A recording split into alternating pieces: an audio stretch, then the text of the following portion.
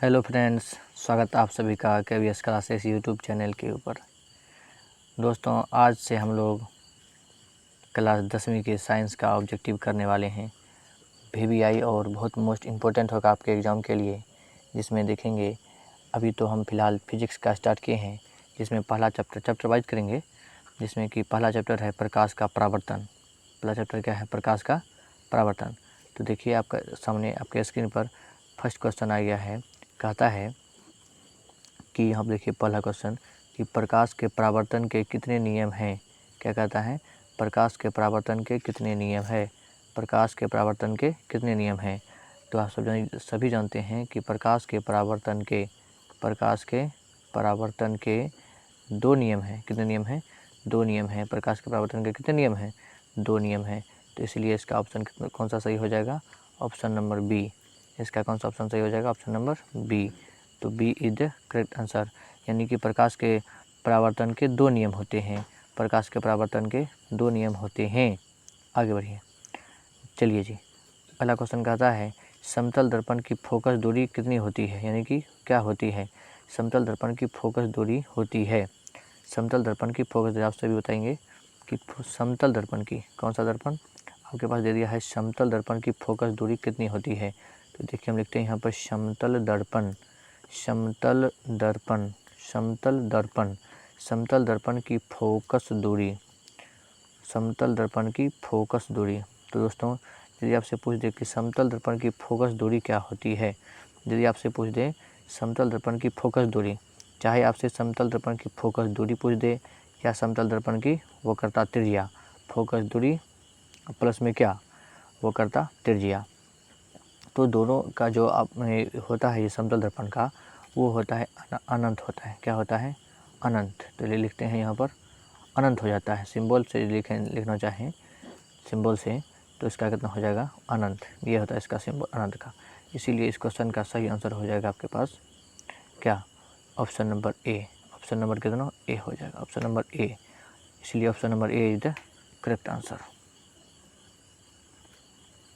चलिए जी, अगला क्वेश्चन चलते हैं। अगला क्वेश्चन है आपके पास प्रकाश की किरणें गमन करती है। प्रकाश की किरणें गमन करती है मतलब किधर गमन करती है? मतलब सीधी रेखा में, ऑप्शन कहता है सीधी रेखा में, और यहाँ पर तिरछी रेखा में, और कहता है किसी भी दिशा में, और इनमें से कोई नहीं। तो आप सभी को बताना है कि प्रकाश की किरणें गमन करती है किस दिशा में। प्रकाश की किरणें गमन करती है किस दिशा में, आप सभी को बताना है। तो दोस्तों, आप सभी जानते हैं कि प्रकाश की किरणें गमन करती है सीधी रेखा में। प्रकाश की किरणें गमन करती है सीधी रेखा में, मतलब स्ट्रेट लाइन में गमन करती है। प्रकाश की किरणें सीधी रेखा में गमन करती है, इसीलिए ऑप्शन नंबर ए सही हो जाएगा। चलिए अगला क्वेश्चन चलते हैं।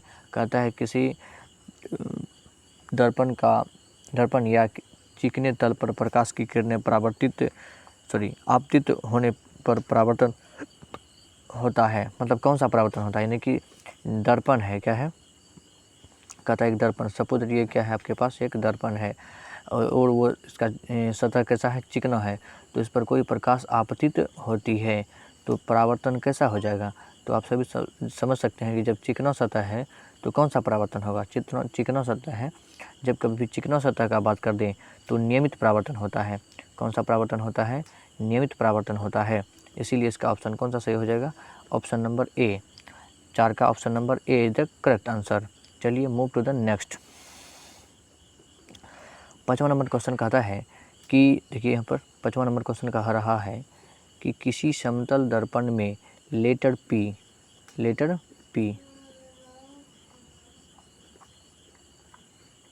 देखिए जी, किसी समतल दर्पण में लेटर पी को देखने पर वह कैसा मालूम पड़ता है। तो वह कैसा मालूम पड़ जाएगा? देखिए हम ये बनाते हैं आपको समझाने के लिए।